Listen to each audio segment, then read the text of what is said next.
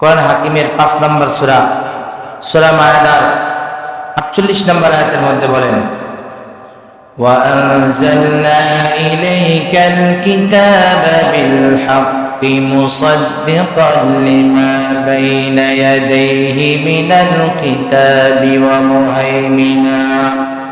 ক্ষমতা দিয়ে আল্লাহ তাআলা বহু মানুষকে লাঞ্ছিত অপদস্থ করেছে।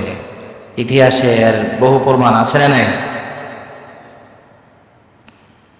ক্ষমতা পাওয়াটাই সম্মানের বিষয় নয়, এই ক্ষমতাকে সঠিকভাবে ব্যয় করা হচ্ছে সফলতা, ইজ্জত, সম্মান।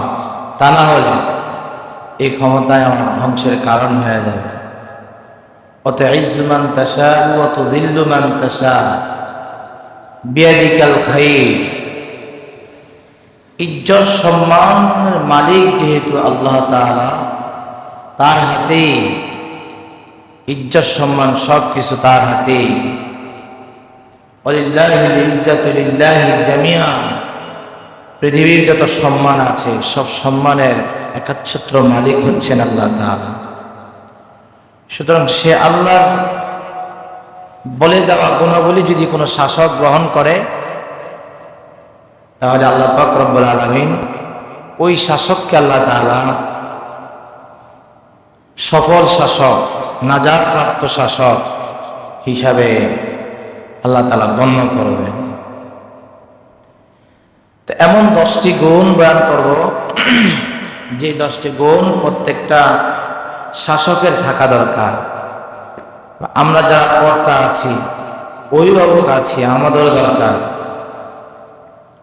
আমরা অনেকে সমাজে, আমার পরিবারের ভিতরে বিচারক, সমাজের বিচারক, এভাবে গ্রাম, ইউনিয়ন, থানা, জেলা, বিভাগ, রাষ্ট্র, প্রত্যেকটা পদে যারা বিচারক হবেন, তাদের এই 10টি গুণ যদি তারা সফল বিচারক হতে চান এবং তারা সফল শাসক হতে চান, 10টি গুণ তাকে অর্জন করতে হবে। তার মধ্যে 1 নম্বর হচ্ছে আল কদাউ বিহুকমিল্লাহ। আল কদাউ বিহুকমিল্লাহ, আল্লাহর বিধিবিধান দিয়ে বিচার কার্য পরিচালনা করা। একজন নাজাতপ্রাপ্ত সফল শাসক তিনি, যিনি আল্লাহর বিধিবিধান দিয়ে বিচার পরিচালনা করেন।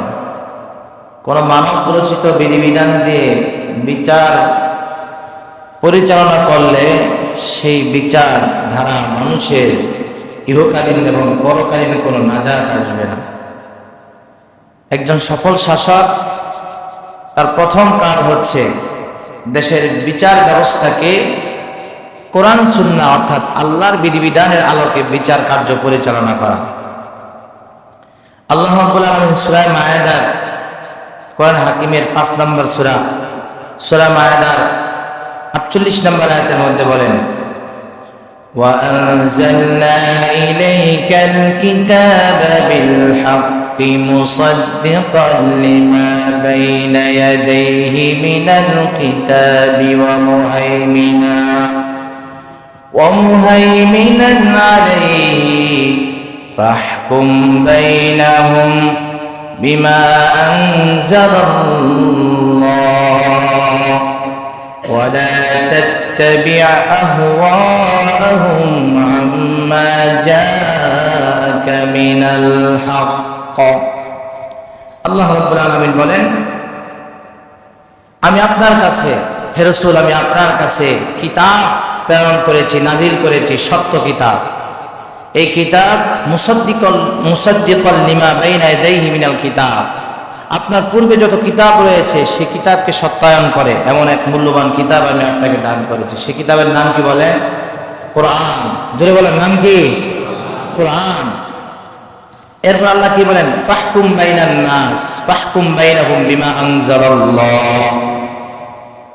আল্লাহ তাআলা যে হুকুম, বিধিবিধান, যে কোরআন আল্লাহ তাআলা নাজিল করেছেন, এই কোরআন দিয়ে মানুষের মাঝে আপনি বিচার কার্য পরিচালনা করেন। তৎকালীন সময়ে নবীরা হচ্ছেন তাদের জনগণের বাদশা, শাসক, বিচারক। সেই শাসককে আল্লাহ পাক রব্বুল আলামিন বলতেছেন, ফাহকুম বাইনাহুম বিমা আনজালাল্লাহ। ও পয়গম্বর, যে কোরআন আপনাকে দেওয়া হলো, যে বিধিবিধান আপনাকে দেওয়া হলো, যে বিচার নিয়ম কানুন আপনাকে দেওয়া হলো, আপনি দুনিয়ার কোনো মানুষের বিচার, মানুষের কোনো নিয়ম নীতি দিয়ে বিচার না করে যদি আপনি সফল হতে চান, সফল শাসক হতে চান, তাহলে আপনাকে আমি আল্লাহ তাআলা যা অবতীর্ণ করেছি সেই বিচার দিয়ে মানুষের বিচার কার্য পরিচালনা করতে হবে। ওয়ালা তাত্তাবি'আ আহওয়াহুম, খবরদার কখনো কোনো মানব রচিত নিয়ম কানুনকে ফলো করতে পারবেন না। কারণ মানুষের বানানো নিয়ম দিয়ে, মানুষের বানানো বিচার দিয়ে কখনো সমাজের ভিতরে শান্তি আসতে পারে না। আসতে পারে পারে না, স্পষ্ট কথা। সাথে সাথে বলছেন ওয়ালা তাত্তাবি'আ আহওয়াহুম, আপনি তাদের খেয়াল খুশি মন চাইছে তো একটা বিধিবিধান রচনা করেছে, বানিয়েছে, কোন নীতি সৃষ্টিকর্তার প্রতি কখনো ভ্রুক্ষেপ করা হয়নি। তাদেরকে আপনি কখনো অনুসরণ করবেন না, করলে আপনি কখনো সফল হবেন না। কারণ সত্য আসার পরে আর অসত্য মিথ্যা বানোয়াট দিয়ে বিচার কার্য পরিচালনা হতে পারে না। জাল হক ওয়া যাহাকাল বাতিল, কোরআন সত্য নিয়ে আসছে, কোরআনের পরে আর মিথ্যা কোনো আইন চলতে পারে, আমরা মানব তো বিপদগ্রস্ত হব।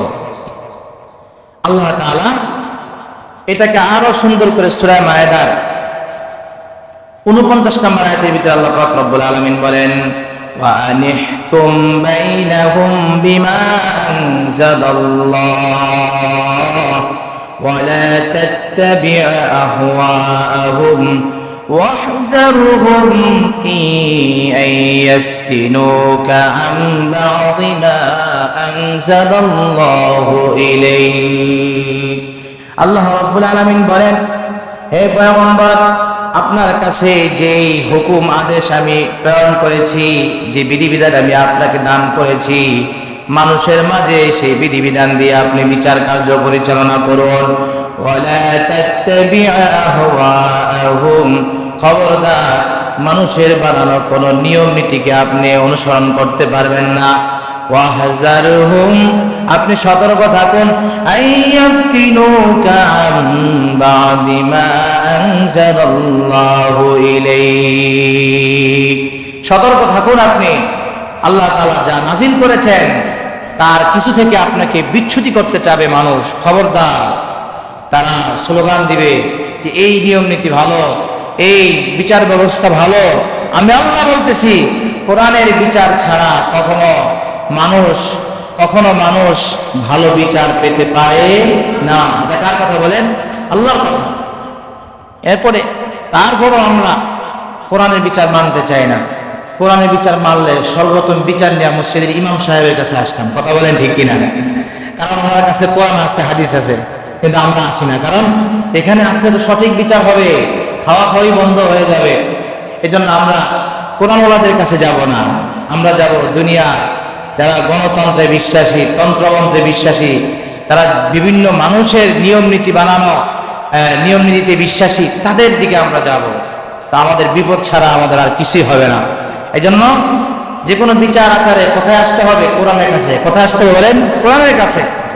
আর যারা এই কোরআনের কাছে না এসে অন্য জায়গায় যায়, আল্লাহ বলছেন তুমি এটাকে সর্বোচ্চ বিচার মনে করতে পারো, সুন্দর বিচার মনে করতে পারো, আমি আল্লাহ বলতেছি কোরআন ছাড়া যদি অন্য কোনো বিচার দিয়ে মানুষের বিচার কার্য পরিচালনা করা হয়, এটা হবে জাহিলিয়াতের নীতিকে অনুসরণ করা। নাউজুবিল্লাহ বলেন।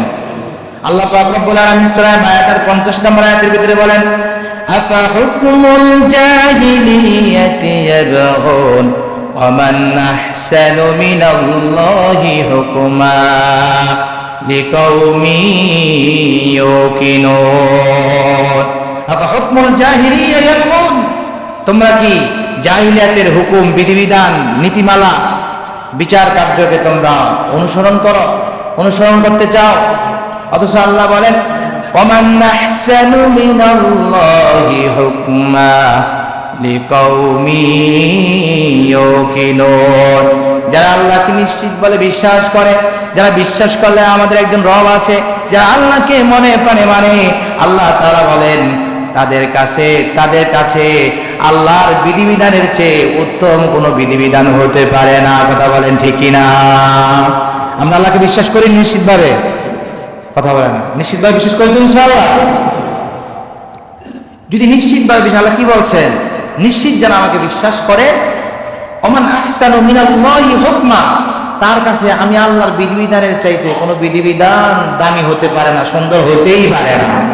তাহলে আমরা নিশ্চিত বিশ্বাসী হতে হলে অবশ্যই আল্লাহর নিয়ম কানুন, এটাই আমাদের কাছে সুন্দর সমাধান, সুন্দর বিচার, এটাকে আমরা মনের প্রাণে মেনে নিতে হবে। রাজি আছেন ইনশাআল্লাহ? গেল এক নাম্বার। তাহলে একজন শাসক জাহিলিয়াতের রীতিনীতিকে অনুসরণ করবে না। আজ কোরআনের রীতিনীতি ছাড়া, বিচার কার্য ছাড়া পৃথিবীতে যে নিয়ম নীতি চালু আছে সব হচ্ছে জাহিলি, জাহালাতে ভরা, মানুষের ক্ষতি আর ক্ষতি। আর এর বিপরীতে কোরআনকে অনুসরণ করতে হবে যদি শান্তি আমাদের চাই। শান্তি চাই তো ইনশাআল্লাহ? 2 নাম্বার, আন-নাজাহাতু ওয়াল আমানাতু ওয়াল আদলু, স্বচ্ছতা, আমানতদারি এবং ন্যায়পরায়ণতা থাকতে হবে। একজন বাদশা, একজন শাসক যিনি বিচার করবেন, শাসক রাষ্ট্র পরিচালনা করবেন, এই ব্যক্তি স্বচ্ছ মনের অধিকারী হতে হবে। কোনো ভেজাল, কোনো কলুষিত হতে পারবে না, সকল প্রকার কলুষিত থেকে মুক্ত হতে হবে তাকে, কোনো খুঁত থাকতে পারবে না তার মধ্যে, কারণ তিনি বিচার করবেন, কারণ তিনি ইসলামিক শাসক। তার যদি দোষে ভরা থাকে সে আরেকজনের দোষ ধরবে কি, বিচার করবে কি, ঠিক না? এই জন্য একজন মুসলিম শাসক সে আপনার স্বচ্ছ হতে হবে, আমানতদারি হতে হবে, ন্যায়পরায়ণ হতে হবে। আল্লাহ রাব্বুল আলামিন বলেন, ইন্নাল্লাহা ইয়া'মুরুকুম আন তু'আদ্দুল আমানাতি ইলা আহলিহা ওয়া ইযা হাকামতুম বাইনান নাস আন ইয়াহকুমু বিল আদল। আল্লাহ রাব্বুল আলামিন বলেন, নিশ্চয় আমি আল্লাহ রাব্বুল আলামিন তোমাদের আদেশ করি, আন তুআদ্দুল আমানাতি ইলা আহলিহা, প্রাপ্যদের কাছে তাদের আমানত তোমরা ফিরিয়ে দাও, প্রাপ্যদের কাছে তাদের পাওনা তোমরা বুঝিয়ে দাও, তোমরা প্রাপ্য যারা তাদের কাছে বুঝিয়ে দাও। এটা হচ্ছে আমানত, এটা হচ্ছে আমানত। যারা প্রাপ্য তাদের পাওনা তাদেরকে ফিরিয়ে দিতে হবে। এই আদেশটা কার বলেন? আল্লাহ। ওয়াইদা হাকামতুম বাইনান নাসি আইয়াহকুমু বিল আদল, এবং যখন তোমরা মানুষের মাঝে বিচার কার্য পরিচালনা করবা অবশ্যই তোমরা ন্যায়ের প্রতি লক্ষ্য রাখবে, তোমরা ন্যায় হইবা, ন্যায়ের সাথে তোমরা কাজ করবা। একজন বিচারক যখন আমানতের খেয়ানত করবে না এবং ন্যায়ের দিকে যখন লক্ষ্য রাখবে তখন এই ব্যক্তি স্বচ্ছ মনের অধিকারী। এই ব্যক্তির মনের ভিতরে কিছু নাই, আমানতের খেয়ানত করলে সে স্বচ্ছ মনের অধিকারী হতে পারে না। এবং যদি বিচারের ভিতরে যদি ইনসাফকে প্রতিষ্ঠা করতে না পারে, বিচারের মধ্যে শুধু যদি সে ইনসাফ না হতে পারে, তাহলে সে কখনোই সে ভালো একজন বিচারক, সফল একজন শাসক সে হতে পারবে না। তাহলে আমানতদারিতা থাকতে হবে এবং ন্যায় বিচারক হতে হবে, স্বচ্ছ মনের হতে হবে। 3 নাম্বার, একজন শাসক নাজাতপ্রাপ্ত শাসক হওয়ার জন্য 3 নাম্বার যে গুণের অধিকারী তাকে হতে হবে, ইয়াজিবুল ইজতিনাবু মিনার রিশওয়া ওয়াল ইরশা ওয়াল ইস্তিগলাল মুনাফি গায়রুল মাশরু। একজন শাসক সে ঘুষ থেকে নিজেকে মুক্ত রাখতে হবে, উৎকোচ থেকে নিজেকে মুক্ত রাখতে হবে এবং শরীয়তের বাহিরে গিয়ে কোনো প্রলোভন, মানুষকে প্রলোভন দিতে পারবে না, মানুষকে শরীয়তের বাহিরে গিয়ে কোনো লোভ লালসা দেখাতে পারবে না। এটা একজন শাসকের গুণ হতে হবে। যদি শাসক সফল হতে চায়, যদি শাসক সে নাজাত পেতে চায় আল্লাহর দরবারে, তাহলে ঘুষ নিতে পারবে না। আল্লাহ পাক রব্বুল আলামিন কোরআনে হাকিমের ভিতরে খুব চমৎকার ভাবে আল্লাহ তাআলা উল্লেখ করেছেন। আমরা হযরত সুলাইমান আলাইহিস সালাম এবং রানী বিলকিসের অনেক ঘটনা আমরা কোরআনের ভিতরে পড়ি। এগুলো শুধু গল্পের জন্য না, রাষ্ট্র ব্যবস্থাকে সুন্দর করার জন্য আল্লাহ তাআলা আমাদের এই কোরআনের ভিতরে এই ঘটনাগুলো উল্লেখ করেছেন। কারণ সুলাইমান নবী ছিলেন বিশ্বের একজন শাসক। যারা যে 4 শাসক বিশ্বকে পরিচালনা করেছিলেন তাদের মধ্যে একজন মুসলিম শাসক হলেন হযরত সুলাইমান আলাইহিস সালাতু ওয়াস সালাম। তার কথা আল্লাহ তাআলা তুলে ধরলেন কোরআনের ভিতরে। হযরত সুলাইমান আলাইহিস সালাম তিনি আল্লাহর বিধান দিয়ে এই পৃথিবীকে শাসন করতেছেন। তার কানে খবর আসলো একটা শাসক পৃথিবীর এক প্রান্তে সে মানব রচিত নিয়ম কানুন দিয়ে তার সমাজকে পরিচালনা করে। তিনি যখন জানতে পারলেন না আল্লাহর এই জমিনে আল্লাহর আইন চলবে, তাকে খবর দাও, তাকে বলো আমি নবী, আমার কাছে এসে সে তার মাথা নত করতে এবং আল্লাহর বিধিবিধান মেনে নিতে, সে অনুযায়ী তার বিচার কার্য পরিচালনা করতে। তখন এই মহিলাও ছিল বাদশা, একটু অহংকারী দাম্ভিক ছিল, মাথা নত করতে চায় না। সে প্রথম সুলাইমান নবীকে পরীক্ষা করার জন্য সে বলল, কোরআনে কারীমের ভিতরে সে কথা আল্লাহ তাআলা উল্লেখ করলেন, তাকে উপঢৌকন পাঠিয়ে দেওয়া হলো যে উপঢৌকন পাঠিয়ে দাও, কিছু হাদিয়া পাঠিয়ে দাও।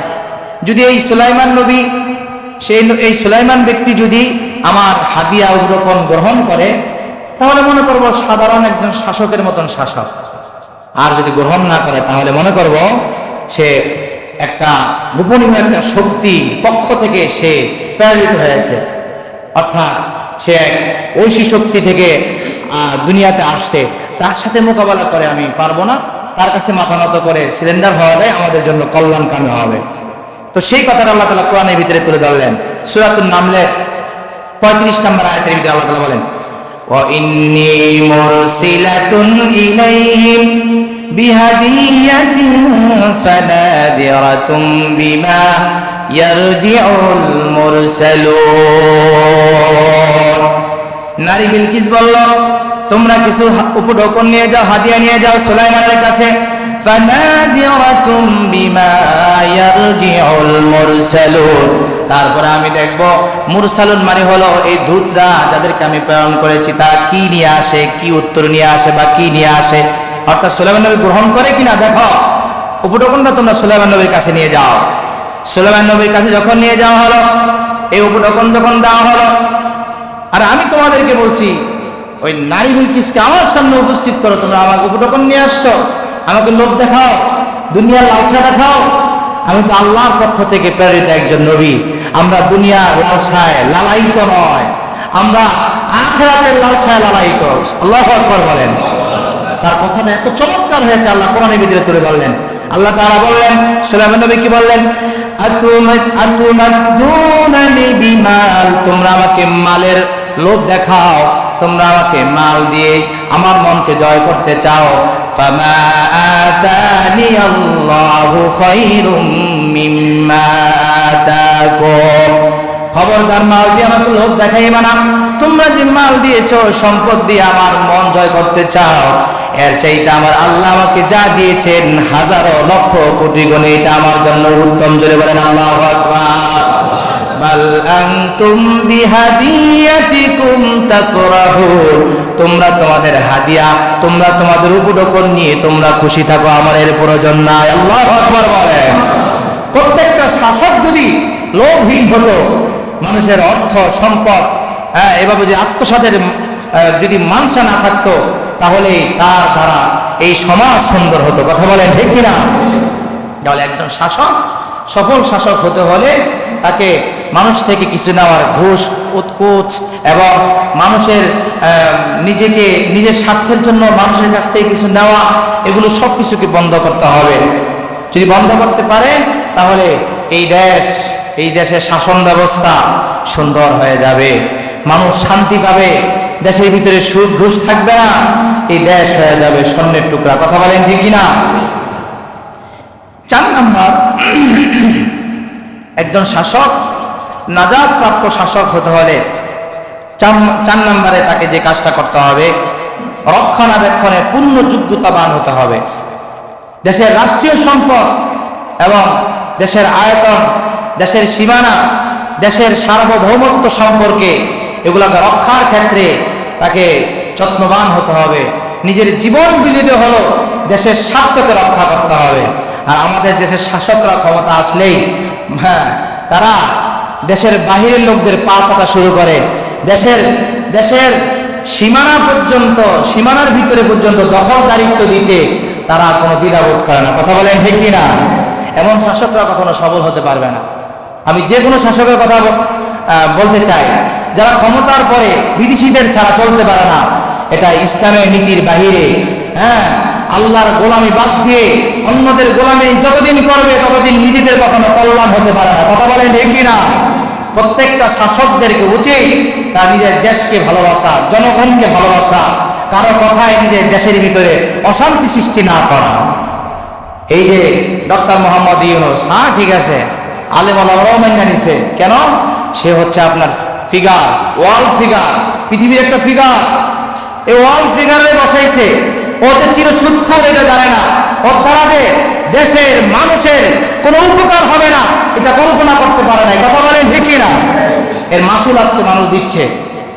মানবাধিকার কমিশনের যে অফিস, এরা দ্বারা এই দেশের চূড়ান্ত পর্যায়ের ক্ষতি সাধন হবে। কথা বলেন ঠিক না?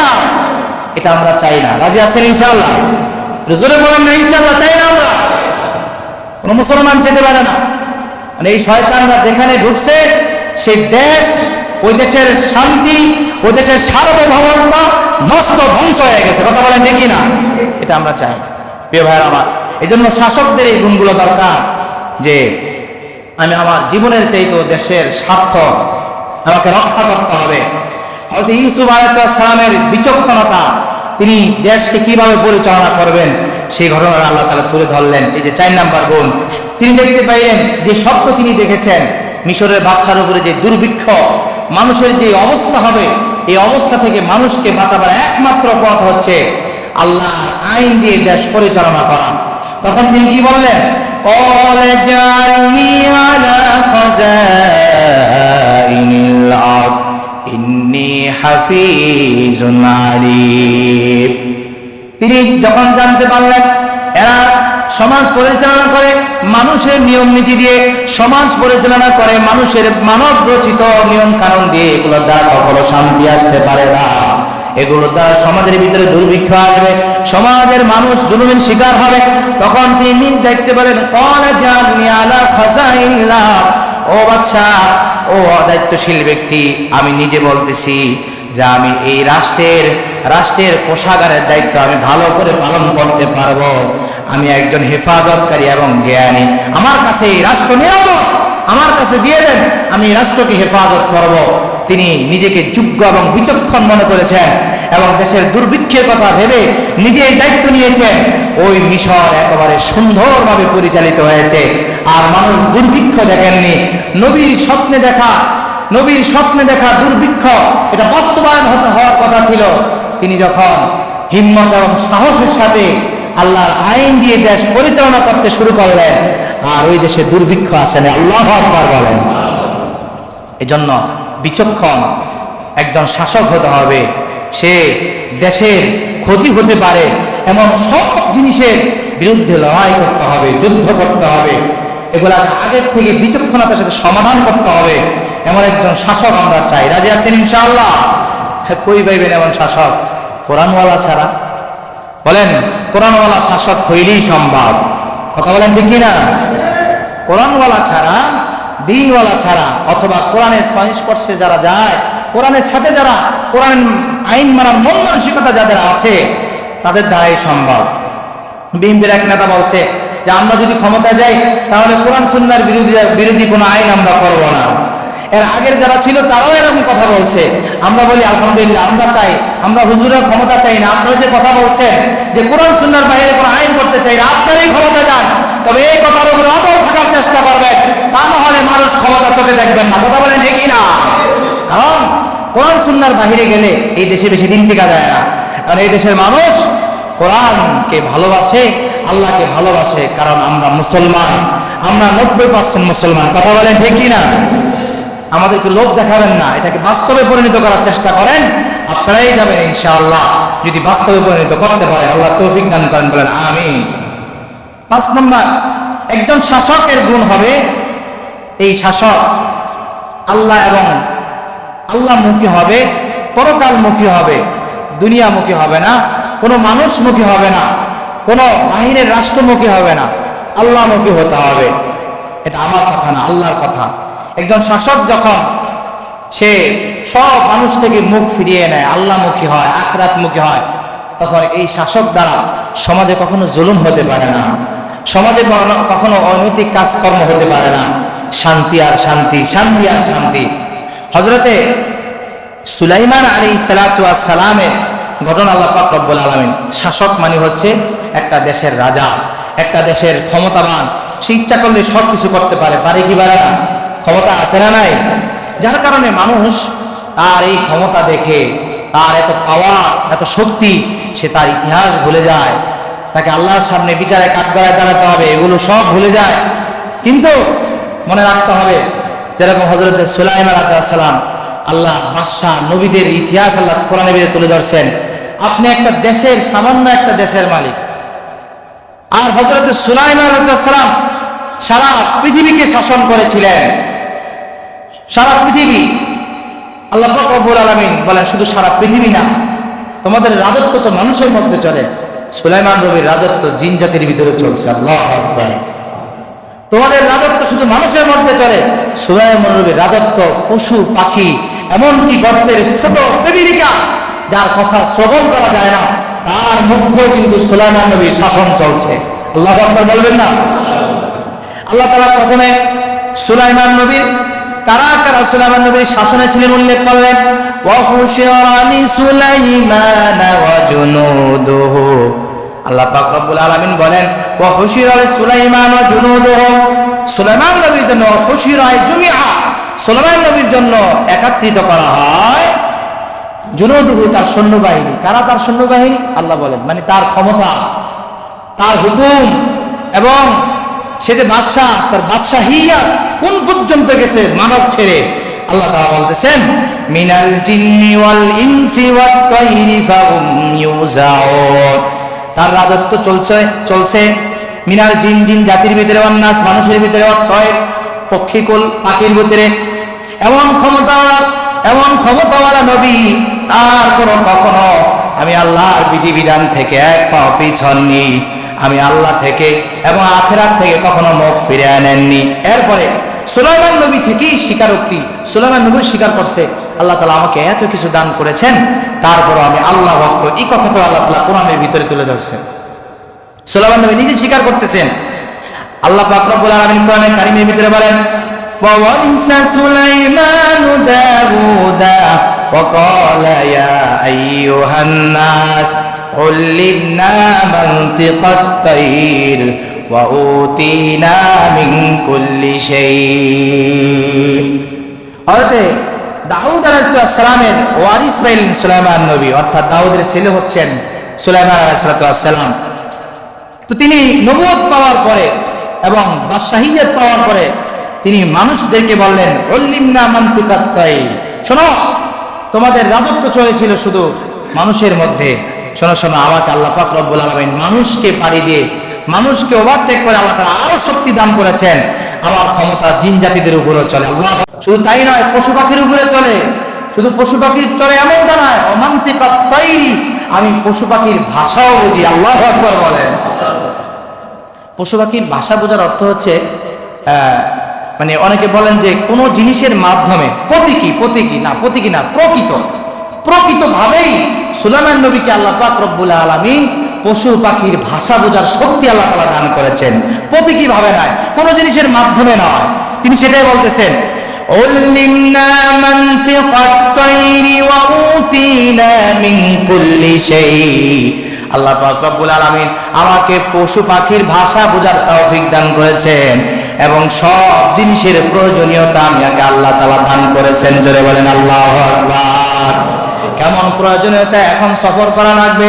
তিনি যখন বাতাসকে বলতেন, বাতাস আমার সিংহাসনকে নিয়ে চলতে থাকো, এক পাশে মানব, আরেক পাশে দানব, সামনে তার মাথার উপরে পশু পাখি, এভাবে তার সিংহাসনটাকে নিয়ে চলতো। আবার সুলাইমান নবী যখন বলতো সিংহাসন নিয়ে তোমরা থেমে যাও, বাতাস সিংহাসনকে থেমে দিত। জোরে বলেন আল্লাহু আকবার। এমন ক্ষমতাধর নবী, এত কিছু পাওয়া সত্ত্বেও তিনি কিভাবে আল্লাহর কাছে নমনীয় হচ্ছেন, তিনি কি কেমন আল্লাহমুখী, কেমন পরকালমুখী, কেমন আল্লাহমুখী, আল্লাহ কি ভক্ত, স্পষ্ট তার বক্তব্য আল্লাহ তাআলা তুলে ধরলেন। তিনি বলেন ইন্না হাযা লাহুয়াল ফাদলুল মুবিন। এত কিছু যা দেখো মানুষের মধ্যে আমার বাদশাহিয়াত চলে, আমার রাজত্ব চলে, এবং জিন জাতির ভিতরে আমার বাদশাহিয়াত রাজত্ব চলে, পশু পাখির ভিতরে চলে। শোনা রাখো মানুষ, এগুলো আমার কোনো শক্তি বলে নয়। ইন্না হাযা লাহুয়াল ফাদলুল মুবিন, এটা স্পষ্ট আমার রবের অনুগ্রহ। জোরে বলেন আল্লাহু আকবার। একজন শাসক, সে দায়া কয়দিন পর পর বক্তব্য করবে, আমাকে আল্লাহ পাক রব্বুল আলামিনের অনুগ্রহে আল্লাহ আমাকে ক্ষমতা দিয়েছেন, আমি যেন এই সুন্দরভাবে পরিচালনা করতে পারি। মানুষের কাছে, জনগণের কাছে দোয়া চাবে, কিন্তু না না না, আমার বাবার রাষ্ট্র, আমার বাবার দেশ, আমার দেশ, আমি কষ্ট করে এত কিছু করেছি, ছাড়া যাবে না, এটাকে অহংকারী বলা হয়। কখনো সফল হতে পারবে না, সবক দিতে হবে এত কিছু পাওয়ার পরেও। এবং তার মুখের ভাষা আল্লাহ তাআলা এমনি উল্লেখ করেন না কোরআনে কারিমে, পড়িই তো না আমরা কোরআনটা, ধরতেও তো চাই না। আল্লাহ তাআলা তো কি মজা রাখছেন কোরআনের ভিতরে, একটু খুলে দেখেন না, সব পাবেন, সব পাবেন।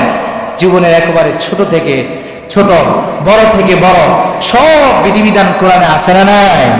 আল্লাহ সব দিয়ে দিচ্ছেন, একটু খুইলেন, একটু পড়লেন, শান্তি পাইবেন। কারণ আল্লাহ কোরআনের ভিতরে শান্তি, রহমত রাখছেন। কথা বলেন ঠিক কিনা? প্রিয় ভাইরা আমার, তো সুলাইমান নবী এত বড় বাদশা হওয়ার পরও তিনি কখনো কি করেন নাই? অহংকার করেন নাই। তার সময় তো শেষ, মাত্র 5টা শেষ হইল, যাক আর বেশি বিস্তারিত বলার সুযোগ নাই।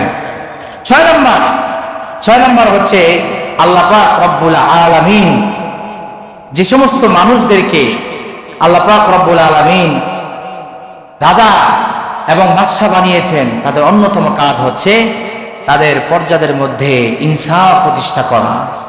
ইনসাফ যখন প্রতিষ্ঠা হবে, তখন এই বাদশা হবে ন্যায়পরায়ণ, এই বাদশা হবে সফল, এই বাদশা হবে নাজাত প্রাপ্ত। দাউদ আলাইহিস সালাম রাজা, আল্লাহ পাক রব্বুল আলামিন তার কাছে আল্লাহ পাক রব্বুল আলামিন স্পষ্টভাবে বললেন, ইয়া দাউদ ইন্না জাআলনাকা খলিফাতান ফিল আরদি ফাহকুম বাইনান নাস। হে দাউদ, আমি আল্লাহ তোমাকে আমার প্রতিনিধি বানাইলাম, আমি আল্লাহ তোমাকে বাদশা বানাই দিলাম, ফিল আরদি জমিনের ভিতরে, ফাহকুম বাইনান নাস, সুতরাং মানুষের মধ্যে তুমি ন্যায় সঙ্গতভাবে বিচার কার্য পরিচালনা করো। অর্থাৎ তুমি ন্যায়পরায়ণ হও। তোমাকে খলিফা বানাইলাম, রাষ্ট্রপ্রধান বানাইলাম, তাই বলে তুমি দাম্ভিক হইবা, অহংকারী হইবা, মানুষের উপরে জুলুম করবা, খবরদার, এটা যেন তোমার দ্বারা না হয়। তুমি ন্যায়পরায়ণ হও। আর মানুষ দাম্ভিক হয় কিভাবে? যখন আল্লাহকে বাদ দিয়ে অন্যদের রাস্তা অবলম্বন করে। আমাদের দেশে কিন্তু তাই হচ্ছে, বারবার যারা রাষ্ট্র ক্ষমতায় যায়, তারা বামপন্থীদের নিয়ম নীতি মেনে রাষ্ট্র চালাতে চায়। কথা বলেন ঠিক কিনা? আল্লাহ সেটাই তুলে ধরলেন, ওয়ালা তাত্তাবিউল হাওয়া ফায়ুদিল্লাকা আন সাবিলিল্লাহ। খবরদার, খেয়াল খুশির কোন নিয়ম কানুন মানবা না। যারা খেয়াল খুশি থেকে বিধিবিধান বানায়, মন চায় তো বিধিবিধান বানায়, যাদের বিধিবিধানের কোনো ভিত্তি নাই, এদেরকে কখনো অনুসরণ করবে না। যদি অনুসরণ করো তাহলে আল্লাহর রাস্তা থেকে তোমাদের বিচ্যুতি হয়ে যাবে। আর আল্লাহর রাস্তা থেকে বিচ্যুতি হওয়া এটা সাধারণ বিষয় না। এরপর আল্লাহ বলেন, ইন্নাল্লাযীনা ইয়াদিল্লুনা আন সাবিলিল্লাহি লাহুম আযাবুন শাদীদুম বিমা নাসু ইয়াউমাল হিসাব। যারা আল্লাহ তাআলার রাস্তা থেকে বিচ্যুতি হয়েছে, তাদের জন্য আমি আল্লাহ পাক রব্বুল আলামিন কঠিন শাস্তি রেখেছি। এই শাস্তি হওয়ার কারণ কি? বিমা নাসু ইয়াউমাল হিসাব, যে তারা হিসাবের দিন, কিয়ামতের দিনকে ভুলে গিয়েছে। আরো যদি কিয়ামতের হিসাবের চিন্তা থাকে, সে কোরআনের আইন ছাড়া অন্য একটা ফলো করতে পারে। তারা যে পরকালকে ভুলে গিয়েছে, পরকালকে ভুলে গিয়ে মানব রচিত আইন বাস্তবায়ন করার জন্য জীবন দিয়েছে, যে উৎসর্গ করেছে, চেষ্টা করেছে, সব বৃথা, ধ্বংস। তাদের জন্য আমি আল্লাহ তাআলা কঠোর শাস্তির ব্যবস্থা রেখেছি। তাদের ধ্বংস ছাড়া আর কিছুই বয়ে আনবে না। এজন্য আমাদের উচিত ইনসাফগার হওয়া। একজন বাদশা ইনসাফ হবে, কখনো জালেম হবে না। 7 নম্বর, সৎ পথে অবিচল থাকা এবং অন্যায় পরিহার করা। একজন বাদশা সবসময় সৎ থাকতে হবে, সৎ পথে অবিচল থাকতে হবে, অটল থাকতে হবে। বাদশা যদি অসৎ পথে যায়, তাহলে কিন্তু তার যারা সৈন্যবাহিনী আছে, তার দেশের মানুষগুলো তার থেকে সবক নিবে। আজ দেশের যে অপরিস্থিতি হয়েছে, শুধু মার দর খা, কারে মেয়েরা কে বড় হবে, এই যে একটা নীতি, এটা শাসকদের থেকে এসেছে। কথা বলেন ঠিক কি না? কারণ এই নিয়ম ভঙ্গ করেছে প্রথম শাসকরা, শাসকদের থেকেই তাদের জনগণরা এটা শিক্ষা নিয়েছে। এজন্য শাসকরা সবসময় সত্য পথে অবিচল থাকতে হবে। হযরত মুসা আলাইহিস সালাম আল্লাহর কাছে দ্বীন আনতে যাবেন, তার কিতাব তাওরাত আনতে যাবেন। তো হযরত মুসা আলাইহিস সালাম তার ভাইকে খলিফা বানাইলেন, নবী বানাইলেন, রাষ্ট্রের দায়িত্ব দিলেন, দায়িত্ব দিয়ে নসিহত করলেন, খবরদার, তোমাকে আমার খলিফা বানানো হলো, তোমাকে রাজত্ব দেওয়া হলো, তুমি সৎ পথে থাকবা, কখনো তুমি যারা দুনিয়াতে ফিতনা ফাসাদ সৃষ্টি করে তাদের রাস্তা অবলম্বন করবা না। আল্লাহ তাআলা সূরা আরাফের 42 নম্বর আয়াতের ভিতরে উল্লেখ করলেন, وقال موسى لأخيه هارون اخلفني في قومي وأصلح ولا تتبع سبيل المفسدين। আল্লাহ রাব্বুল আলামিন হাবিব মুসা তার হারুন ভাইকে বলল, হে ভাই শুনে রাখো, তোমাকে আল্লাহ পাক রব্বুল আলামিন আমার স্থলাভিষিক্ত করলো, আমার কওমের বাদশা বানিয়ে দিল। ওয়া আসলিহ, তুমি আজ থেকে নিজেকে সৎ পথে অবিচল রাখো, সত্য থাকো, নিজেকে নেক বানায় রাখো, কখনো তুমি অসত্য হয়ে যেও না। ওয়ালা তাত্তাবি সাবিলাল মুফসিদিন, যারা ফিতনা ফাসাদ সৃষ্টি করে তাদের রাস্তা তোমরা কখনোই গ্রহণ করো না, তুমি তাদের রাস্তা হেঁটো না। আজ ইসলাম ছাড়া যত তন্ত্র মন্ত্র আছে তাদের রাস্তা হচ্ছে ফিতনা ফাসাদের রাস্তা। কথা বলেন ঠিক কি না? এদেরকে যারা ফলো করছে সেখানেই বিপর্যয় আর বিপর্যয় ঘটেছে। সুতরাং আল্লাহকে বাদ দিয়ে যারা শাসক, যে সমস্ত শাসকরা আল্লাহর আইন বাদ দিয়ে অন্যদের আইন বিধিবিধান মানতে চায়, কখনো সফল হতে পারবে না। 7 নম্বর হচ্ছে শিষ্টের লালন ও দুষ্টের দমন। একজন বাদশা যেরকম সৎ কাজের আদেশ করবে, অসৎ কাজ থেকে মানুষকে বারণ করবে, সাথে সাথে যারা ভালো শিষ্ট ভদ্র তাদের প্রতি তাদের খেয়াল রাখতে হবে, নরম হতে হবে, নম্র হতে হবে। আর যারা দুষ্ট তাদেরকে দমন করতে হবে। আজ দেশের কাঠামো, আমাদের দেশের কাঠামো নষ্ট হওয়ার অন্যতম কারণ হলো ভালো মানুষের দাম নাই, চোরের দাম আকাশচুম্বী হয়ে গেছে। কথা বলে দেখি না, এই জন্য আমাদের ধ্বংস। যদি শিষ্টের লালন থাকতো আর দুষ্টের দমন থাকতো, তাহলে এই দেশের চোররা 2 টাকার চুরির জন্য মারা হয়, বেঁধে অনেকক্ষণ তাকে রক্তাক্ত করা হয়, বড় বড় চোরদেরকে পালিয়ে যাওয়ার রাস্তা করে দেওয়া হয়। কথা বলেন ঠিক না? এই দমন পীড়ন নাই দেখেই আজ দেশের 12টা বেজে গেছে। এই জন্য একজন শাসক সে ভালো মানুষকে, নম্র মানুষ, যারা ভদ্র মানুষ তাদের প্রতি তার নমনীয় ভাব থাকতে হবে, তাদের প্রতি তার দৃষ্টি রাখতে হবে, আর দুষ্টদেরকে দমন করতে হবে। এই যে হত্যা, আজ এই দেশটাই কিন্তু হত্যা উঠে যায় না, চলতেছে। পাথর দিয়া হত্যা করা হয়েছে, এখন আবার ইট দিয়া থেতলে হত্যা করা হচ্ছে। হত্যা চলতে থাকবে, মানতে থাকেন আপনারা, মানার রচিত নিয়ম কানুন মানতে থাকবেন, আর অবদস্ত আমাদেরই হবে। কথা বলেন ঠিক কিনা? যতক্ষণ না আমরা কোরআনের দিকে ফিরে না আসবো, কোরআন ছাড়া এই দেশে শান্তি কখনো আসবে না। মনে করছেন ডাক্তার ইউনূস শান্তি নিয়ে আসবে? খবরদার নাই। শান্তি পাইছেন আপনারা? ভালো কিছু পাইছেন? ভালো কিছু আশা করা যায় না ভাই, কারণ তার কাছে ভালো তো থিওরি নাই, ভালো দিবে থেকে। সে লালিত হয়েছে ইহুদি খ্রিস্টানদের সেই তথ্যে, সেই নিয়ম কারণে। ওর দ্বারা আপনি ভালো কিছু কি আশা করবেন? এই জন্য কোরআনওয়ালাদেরকে ভালোবাসেন, কোরআনকে রাষ্ট্রে নেওয়ার চেষ্টা করেন, ইনশাআল্লাহ এই দেশ স্বর্ণের দেশ হয়ে যাবে। আল্লাহ কবুল করেন, বলেন আমিন। তো আমরা এটাও আল্লাহ পাক রব্বুল আলামিন কোরআনের ভিতরে বলেছেন স্পষ্ট ভাষায়।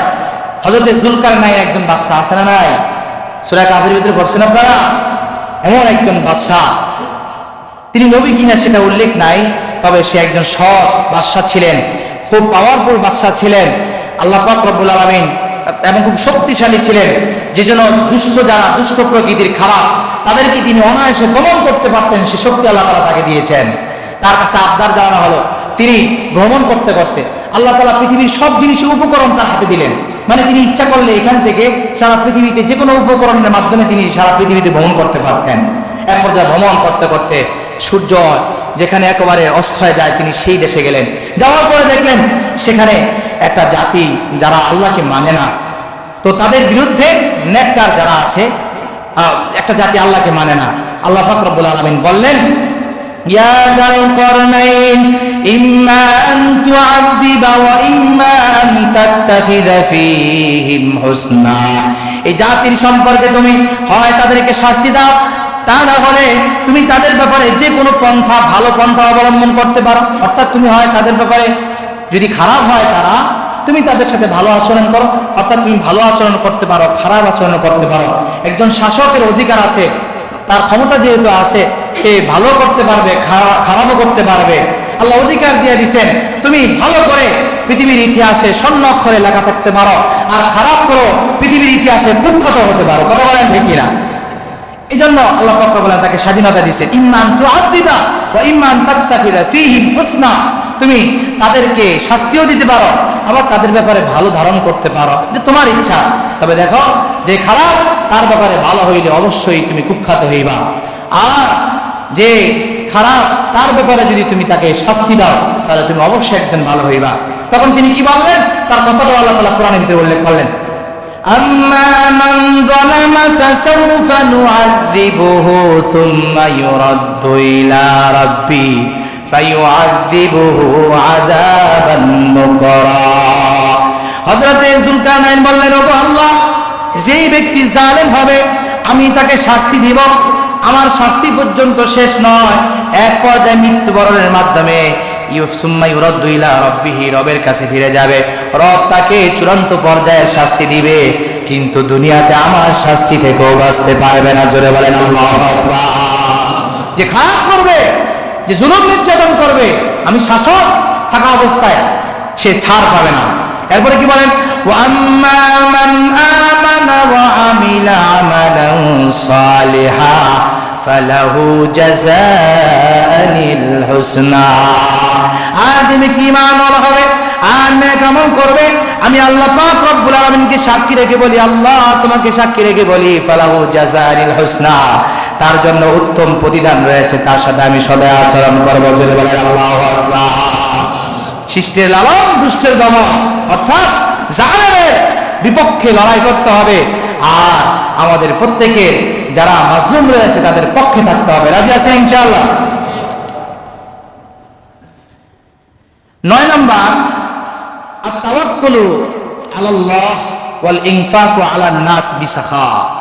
আল্লাহর উপরে সব সময় তাওয়াক্কুল থাকতে হবে, বাদশা যারা রাজা বাদশা হবেন, এবং জনগণের জন্য প্রচুর পরিমাণ খরচ করার মন মানসিকতা থাকতে হবে। নিজে কেবল আত্মসাৎ করবে, জনগণকে মেরে জনগণের অধিকার হরণ করে আত্মসাৎ করতে থাকবে, এমন বাদশা কখনো সফল হতে পারে না।